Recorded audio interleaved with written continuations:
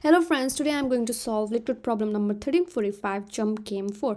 In this problem we are given an array of integers and we are initially positioned at the first index. So basically we are starting from index 0 and from any index I in that array we could make a jump either to index I plus 1, that is 1 to the right, or I minus 1, that is 1 to the left, or to any index j where the value of index I is equals to the value at index j and I should not be equals to j.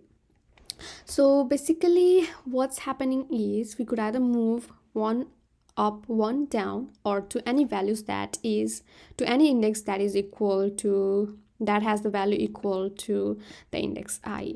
So let's just look at this example here and what are the possible jumps that we could make. And finally we actually need to return the minimum number of steps that we need to reach the last index of the array. So now let's look at this example and try to solve it. So we are initially positioned at index 0, and let's just put indices here so that it's easy for us to traverse across the array. All right, so we have 10 integers in this array starting from index 0 to 9. So basically we have to reach from index 0 to index 9 and the number of steps we could do. So from index 0 we could either go to index 0 minus 1, which should be minus 1, or we could either go to 0 plus 1, which should be index 1, or we could either go to the indices which have the value equals to 100. So which of the indices have the value equals to 100? Where this is the one, right? So we could either go to index 4. So these are the three possibilities that we could move to. But is there can we go to index minus 1, where minus 1 doesn't exist in this array because this is out of bounds, so we cannot go to this index. So what we do is now we start from this index 1. So from index 1 we could either go to index 0, or we could either go to index 2, or we could either go to indices that has the value which index 1 has. So which index has the value minus 23? That's index 2, right? So we could either go to index 2. But here let's look at this one again. Index 0 has already been visited, right? So we are not going to visit it again because that would get us stuck in a loop. And now index 2, so we are already have index 2 in our tree, so basically we are also not going to visit this here. So what we are left is, for 1 we can only make one move, that is to index 2. Now what about 4? From index 4, what is the move that we could make? We could go 1 towards the left, that would be 3, 1 towards the right, that would be index 5, and 1 towards any other indices that have the value the index 4 has. So what other indices have the value the index 4 has? That's it, the index 0, right? But index 0 we have already traversed it here, so we are not going to traverse that path again. So the possible paths that we have is 2, 3 and 5, right? So now from index 2, what are we going to do is we again check what are the possible paths that we could go to. So we could either go to 1, we could go to 3, and the next one is we could go to any values, any index that has the value minus 23, that's 1 again. Now we have already traversed 1 here, so we are not going to traverse it again. And about 3 we already have it in our tree, so we are not going to traverse it again. And 1 also, it's already traversed. So basically from here we are not going to traverse anywhere. Now what about this index from 3? So from index 3 we could move to index 2, right? But 2 we have already traversed here, and again to index 4 also we have already done it here, right? So the remaining is any value that has the index the value equals to value at index 3. So which other indices have the value equals to 404? That's this one, right? So that would be index 9. So what happened is we have reached our final index. So basically we have reached our resulting solution. We have found our solution in how many steps? 1, 2 and 3. So our result is equals to 3. So this is how we are going to solve our problem, and this approach is breadth first search. So we are going to use breadth first search, and for each index I, we are going to traverse towards the left of that index, that is towards I minus 1, towards I plus 1, and then all other indices that has the value equals to the index I, right? So this could be like these values. There could be tens of indices that would be equals to the value at index I. So for that we are actually going to need a map. So this is our breadth first search, and to know which other indices have the same value at that index, we are actually going to use a map. So what we do is, first of all, while we are solving, we are going to create a map for each of the values. So which other indices have the value 100? So 0 and 4 has the value 100, right? So we put this into our map.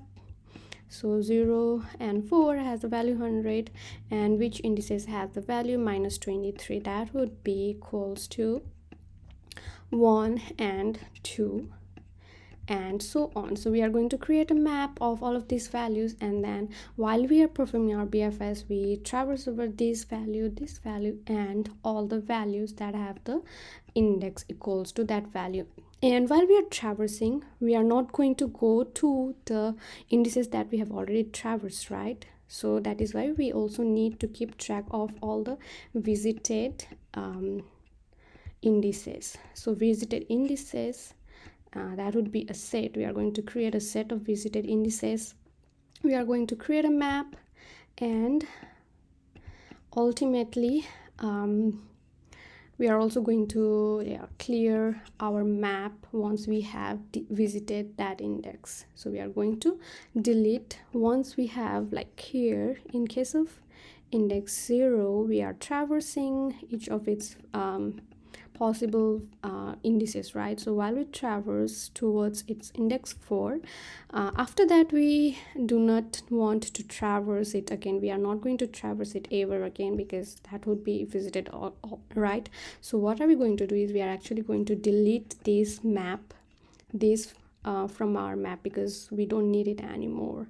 So this would also save our time. So now let's start coding. So what we need is, we need a map, a visited set.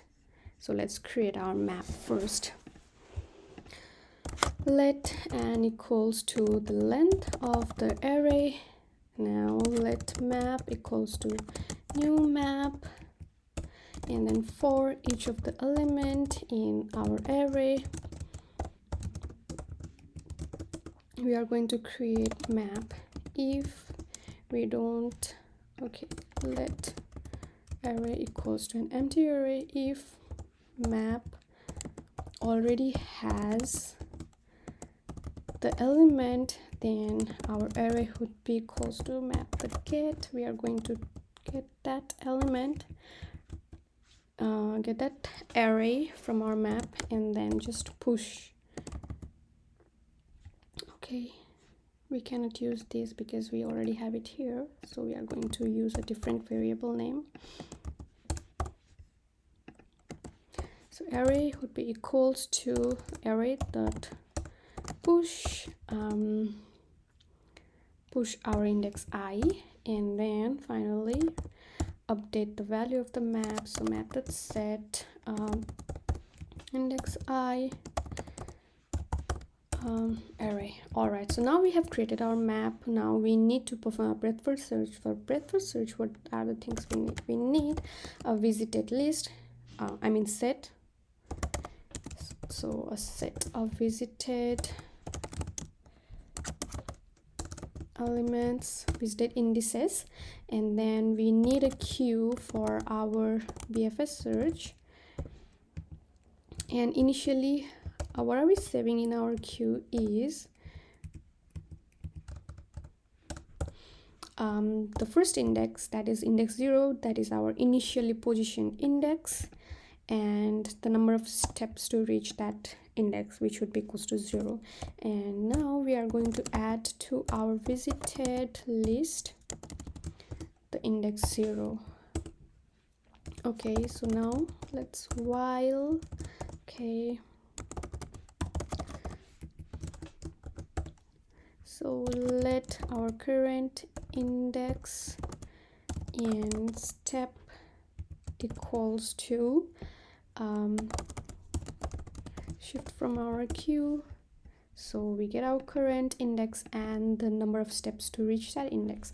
If we have found that index, that is if our current index is equals to n-1, that is the last element, we are going to return the step it took for us to reach that reach this index.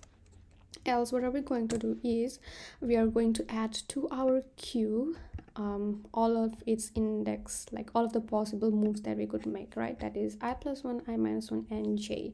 So before that we need to check i+1, that is current plus 1 should be less than value n, and it should not be in our visited list, that is visited has current plus 1, so we should not have visited this index. If that's the case, then we are going to add that index to our queue. So queue push index current plus 1, and our step would now increase by 1.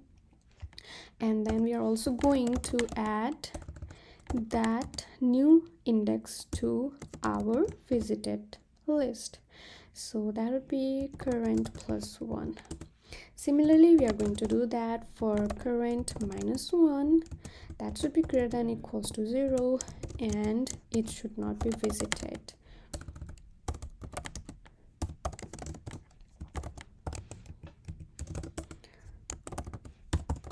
So now we push our index and increase the step that it requires and add it to our visited array.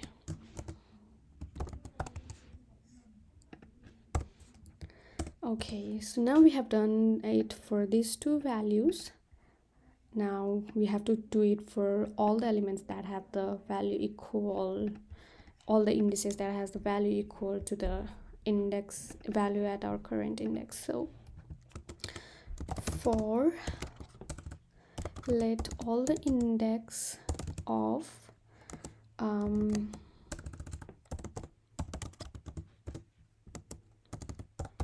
all the index that has this value at index current, we are going to add them to the queue, but before that we need to check if we have visited it or not. So if we have not visited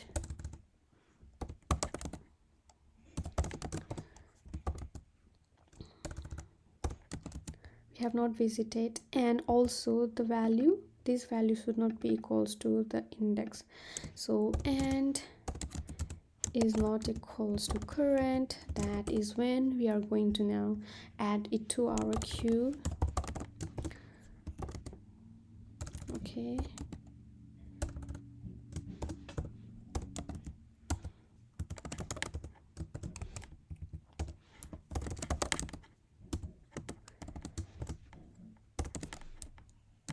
all right, so now that we have done this, one more thing is that we must remove it from our index once we have already traversed the index with a given value. So we need to delete it from our map. So map dot delete the value at all the map, this value from our map. So delete current. Okay, so once we delete it, we also need to check here, because this would give us an error if we cannot find this value in our map. So if that has So if our map doesn't have this array, this value, then we just going to continue, else we will add our elements to our queue until and unless we found our result.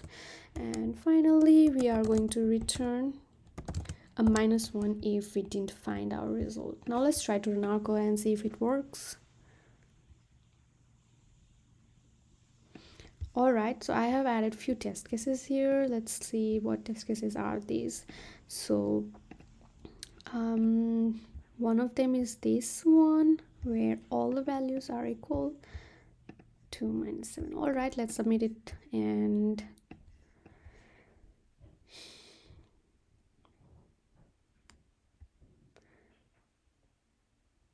great, awesome. So talking about time complexity, we are looping over each of the element in a queue, and that would be O of n. And also here, while creating our map, we are looping over each of the element once, right? So that would be O of n time complexity. And the space complexity is also O of n because we are using a map. So yeah,